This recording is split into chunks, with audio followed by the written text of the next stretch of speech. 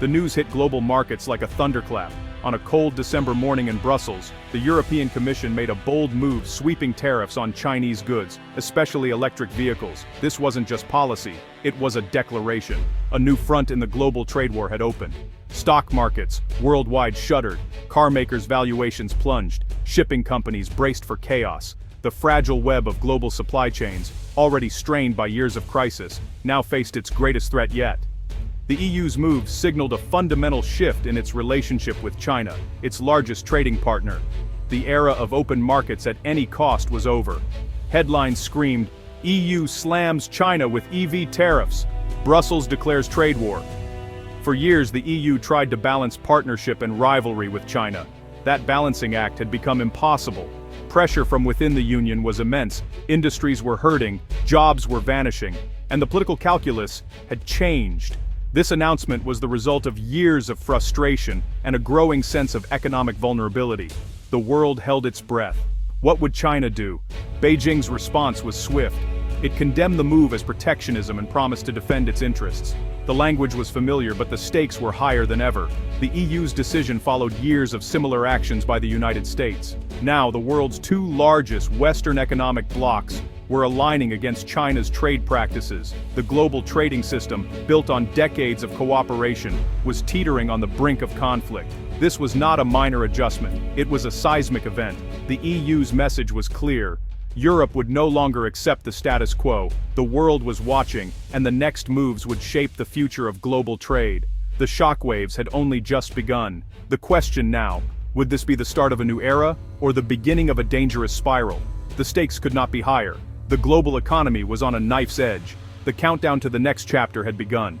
The EU's decision was forged in the corridors of Brussels after months of heated debate. For years, Europe relied on strategic ambiguity with China, but that approach now seemed like a liability. The new policy, de-risking, aims to reduce critical dependencies, not sever all ties. COVID-19 exposed Europe's vulnerability from medical supplies to rare earth minerals. The lesson: Europe must stand on its own in strategic sectors like green tech and digital infrastructure. The old belief that trade would lead to political liberalization in China has faded. Now, the EU sees China as a systemic rival, not just a market. The goal: rebalance the relationship and demand fairness. European officials point to close Chinese markets, state subsidies, and forced technology transfers. The tariffs are not an act of aggression, they're a defensive measure. Europe wants a level playing field, not confrontation.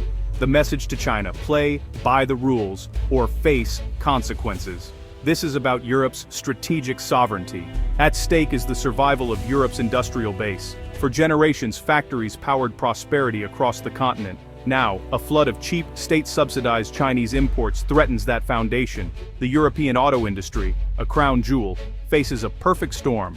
The costly shift to electric vehicles and a surge of low-priced Chinese EVs. European manufacturers, bound by strict standards, can't match these prices.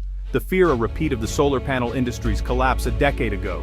Steel, aluminum, and green tech sectors are also under pressure. European leaders argue they're competing against the entire Chinese state. If Europe doesn't act, it risks losing entire industries and becoming dangerously dependent on China. This is about economic security, not just profits. The tariffs are a last-ditch effort to defend Europe's industrial sovereignty. The risk of inaction is greater than the risk of tariffs. Europe's middle class and social fabric are on the line. The stakes: jobs, innovation, and the continent's future. The fight for Europe's industrial future has begun. Europe's dependency on China is a double-edged sword. Chinese imports keep prices low, but have hollowed out Europe's manufacturing base. The EU wants to reduce this risk without triggering economic shock. China is the EU's largest source of imports, especially in critical materials like rare earths and magnesium. This gives Beijing enormous leverage. One export restriction could cripple key European industries. The impact is felt by workers across Europe as factories close and communities decline. The challenge is to unwind this dependency without hurting those the EU aims to protect. Tariffs will raise prices, potentially fueling inflation and hurting companies reliant on Chinese components. Every policy choice involves painful trade-offs. The EU is betting that long-term resilience outweighs short-term pain. There's no easy solution. The goal: a more secure, self-reliant Europe. The risk: higher costs and economic disruption. the outcome remains uncertain. In Beijing, the EU's tariffs are seen as aggressive protectionism. Chinese officials argue their industries succeed through innovation, not unfair subsidies. They accuse Europe of hypocrisy, championing free trade until China starts winning. With its own economy under pressure, China sees the EU's move as a direct threat. Retaliation is likely. Luxury cars, French wine, and agricultural goods could be targeted. The risk of escalation is real. A tit-for-tat trade war could spiral out of control, damaging both economies.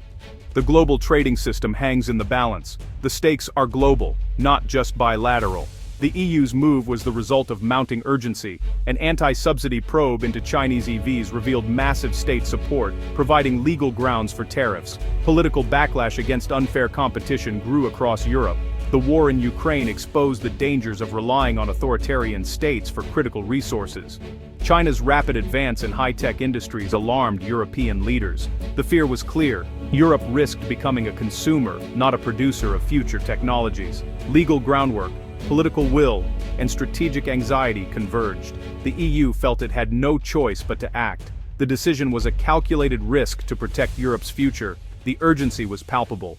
Tariffs are just one tool in the EU's new strategy. The EU is building a comprehensive framework to defend its economic security. Investment screening now blocks risky foreign takeovers of key tech and infrastructure. New initiatives like the European Chips Act aim to boost domestic production of essentials. The EU is also developing rules to ban products made with forced labor and to retaliate against economic coercion. This is a multi-pronged approach: tariffs, investment screening, industrial support, and regulation. Europe is no longer naively open to all foreign investment. The goal: keep key assets in European hands and foster homegrown innovation. The message: Europe is ready to defend its interests on all fronts. The defensive wall is rising. The era of passive globalization is over. Beyond politics, the trade dispute has a real human impact. For Klaus, a mechanic in Germany, tariffs bring hope for his struggling factory. We make good products, but we can't compete with their prices. Maybe these tariffs will give us a chance, he says. But for Maria, at the port of Antwerp, the mood is anxious. Fewer Chinese cars mean fewer jobs. If imports drop, my company will lay people off. What will I do then? Small business owners, like a Spanish electronics retailer, fear rising costs and shrinking sales. My materials will get more expensive. My business will suffer. The ripple effects are complex. Tariffs may save jobs in one region, but cost them in another. There are no easy answers, only winners and losers. For millions tied to global trade, this is not an abstract debate, it's personal. Their futures depend on decisions made far away. The uncertainty is profound. The human cost of trade tensions is real and immediate. Every policy has a face, a family, a story. The stakes are not just economic, they're deeply personal. The world is watching and waiting. As the dust settles, the question is, what happens next? The best-case scenario: tariffs force negotiations, leading to fairer trade and de-escalation. But retaliation is likely. China could target iconic European exports, triggering a cycle of pain. A trade war would have no winners, only higher prices and lower growth. The global trading system is under stress, with the WTO unable to mediate. The world risks a lawless, might-makes-right trading environment. Smaller countries would suffer most. The era of unchecked globalization is over. We're entering a new phase of geopolitical competition and economic security. The EU's tariffs mark a turning point. The next few months will shape the future of global trade. The choices made now will have lasting consequences. The world holds its breath.